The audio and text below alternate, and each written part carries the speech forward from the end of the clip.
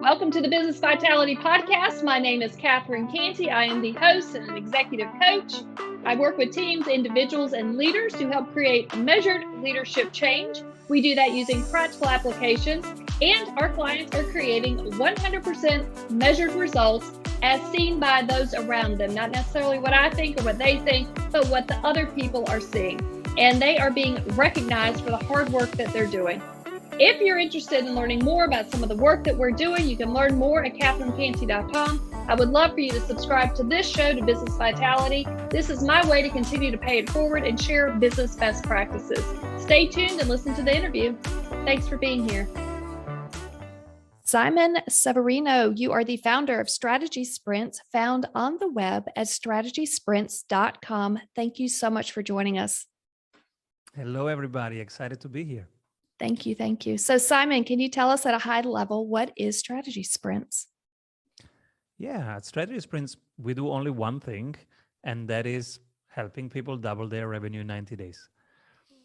The way we do it, we have brought together the best from Agile, from Lean, from many things that were working on a product level, and we just brought them on the level of how do you run a company in a way that is resilient, impactful, and works independently of single people like the founder, so that it really works even if people sleep or if people go on holidays, which they should do much more. So this is what we do. Nice. Tell me a little bit about Lean. I'm familiar with Lean and Agile from my corporate background, but maybe those that are listening, they might be just getting into this process and learning the benefits of it. Yeah, so when you say lean versus waste means, hey, focus on what matters. And so if it's throughput, if it's the client, it's different from every sector. But the main idea is, hey, what is the most important thing to really focus on this week? And if as a team, you have that one focus and you solve one thing, and that thing is really the most important thing to do this week, now both Lean and Agile principles are applied, and now your team will feel more concentrated, less burned out, and it will give more energy. It will get more energy back because you do an activity, but it's just one activity this week. It solves a real problem. You get a feedback loop back, so you want to do more. It's like when you play Angry Birds and you shoot the bird, and then it says 500 points. And then you shoot it again, it says 600 points. What do you want to do next? You want to shoot again for 800 points. If you would shoot the bird and then nothing comes back, that would be the opposite. And so this is what happens when you apply Lean, Agile, and Flow principles. And we do this with the Strategy Sprints method, which is a blueprint on how to run businesses in an agile way, and we help B2B businesses around the globe doing this. Yeah, I think it's very easy to get overwhelmed in the day-to-day operations of some of these larger facilities and institutions that have been around for a long time, and you get siloed. And to create that success and the win and the momentum comes from that single project per week, and be able to break this stuff down into bite-sized pieces instead of feeling like we're trying to eat this elephant every single day and we're not making any progress. So I do love the benefit of Lean and how it's able to really just transform some very complex projects and be able to break it down. And one of those things you shared was feedback and the importance of feedback. So I'm kind of curious, as you go through this process with your clients, are they learning ways that they have been wasting their time and money on in the past as they're gathering this feedback from this work with you? Do you mind maybe sharing a little bit about what you're seeing if they're wasting time and money on things in the past? Sure. So we work in cycles of 90 days. And because in month one, we help them free up 10 to 14 hours of their time per week from their calendar. And then in month two, we use those 10 to 14 hours that they have now per week to improve their sales system. Now we use those hours to work on form, fit, and function of their sales system. And then in month 3, we use those hours to work on form, fit, and function of their marketing system. So in the first month, we have improved operations. In the second month, we have improved sales. In the third month, we can now go out there and tell the world about it.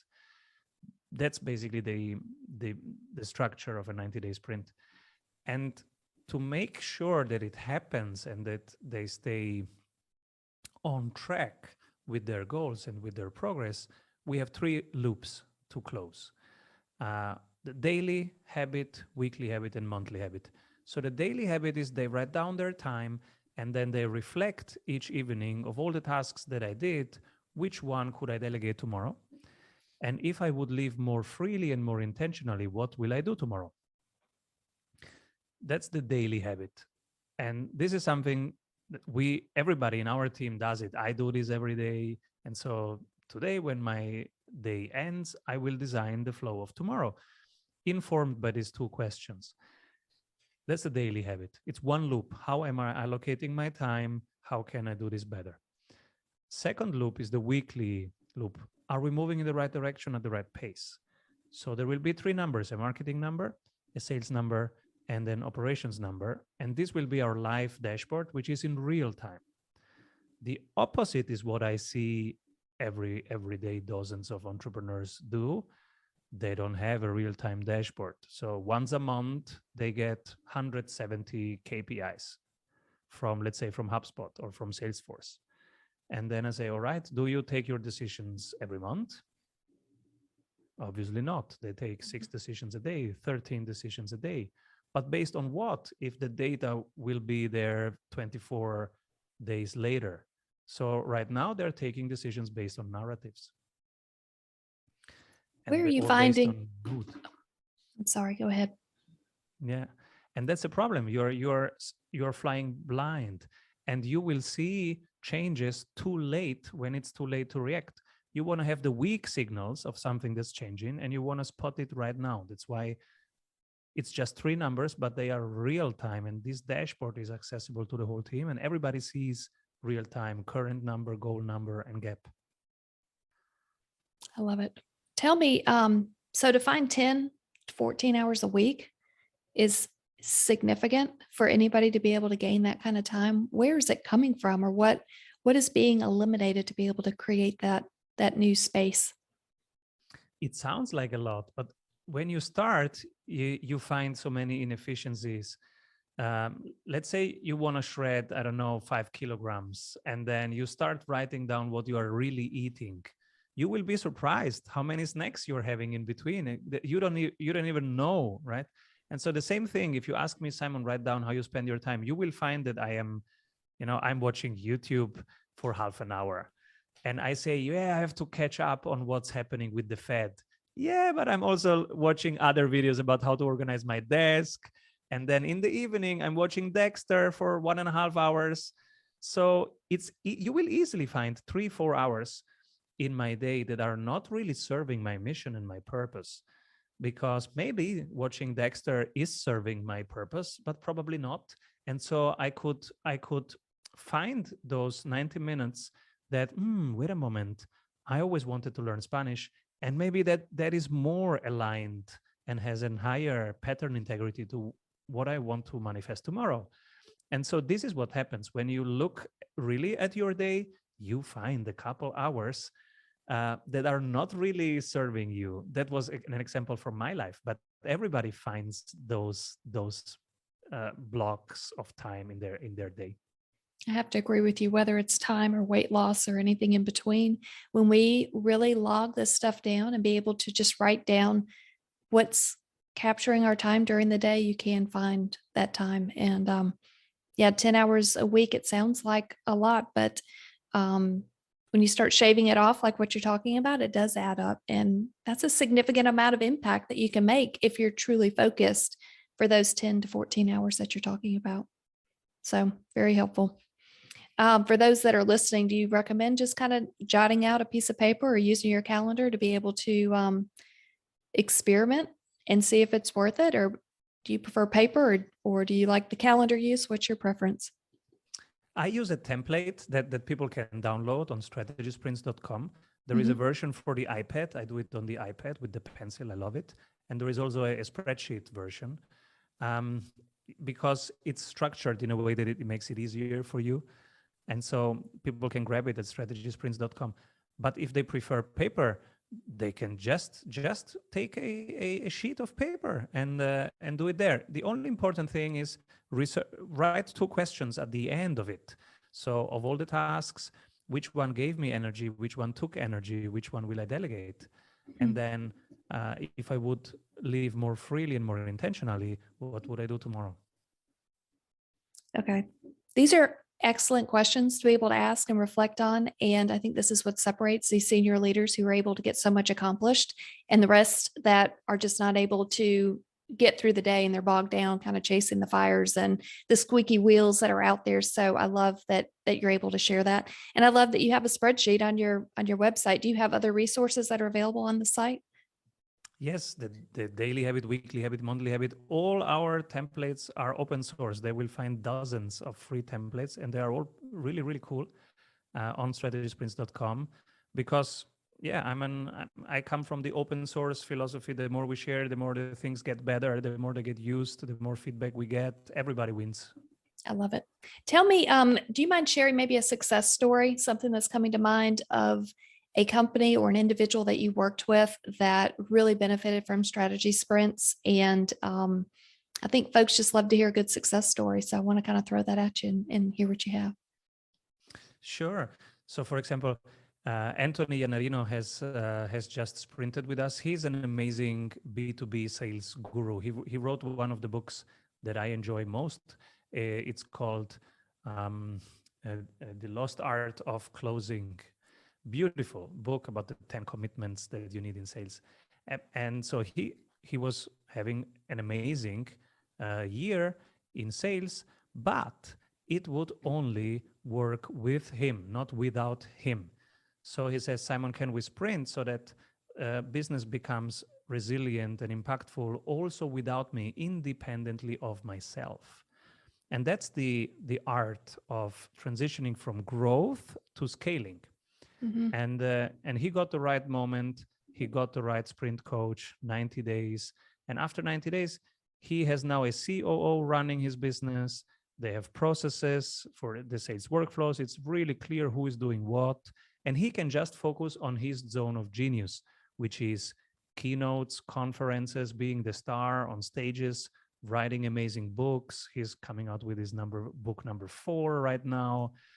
He wrote the foreword to my book, Strategy Sprints, and he's so cool. Even his foreword is amazing because he's so good at writing and so good at speaking and so good at training. And now he can focus only on these 3 things, which of course has shaved off time. He has much more time for his dearest ones and for what really moves the needle forward for him. And he's just in his zone of genius. And also for his team, it's much better because now they can support him much better, and there is a whole machine working that is independent of one single person.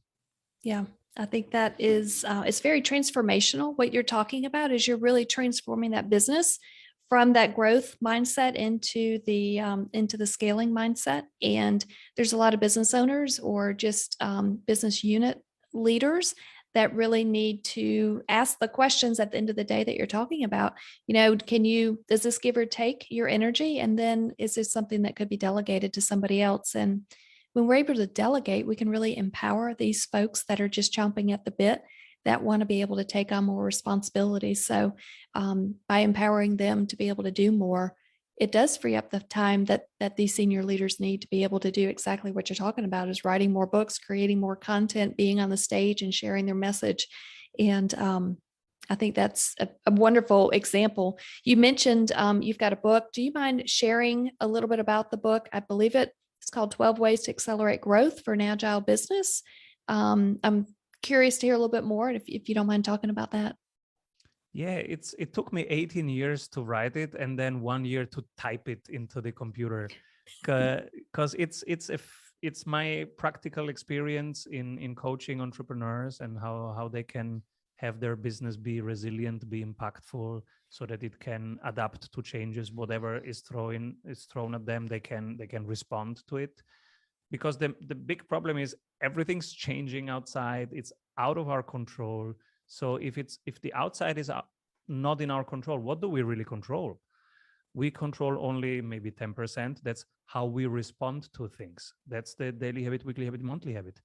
And so I wrote a 12 chapters about the 12 tough things, like how to market, how to sell, how to onboard clients, how to improve the product, etc., how to hire. And these 12 chapters are really a blueprint for how to run a business. So even people who cannot afford a sprint coach for 90 days, they can still use the book as a blueprint for how they run their business. And yeah, it's called Strategy Sprints. It's in pre-order on Amazon right now. And it was hard to write it. It was a lot of work, but it can now help really many people run their business. Tell me, what was the hardest part about writing the book? Was there a certain section that really challenged you? Everything challenged me. I'm an Italian who is not an author. I'm a practical guy. I'm quick and direct. I say, hey, do this in your sales.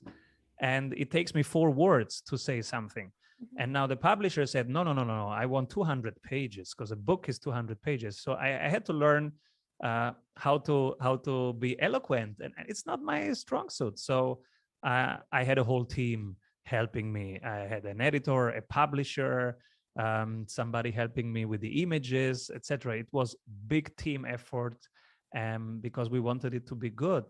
And it was my first book, so no idea how to write. I have experiences and I have something to share, but how to write every day and how to write properly, that is something that was completely new to me, and I'm learning every day.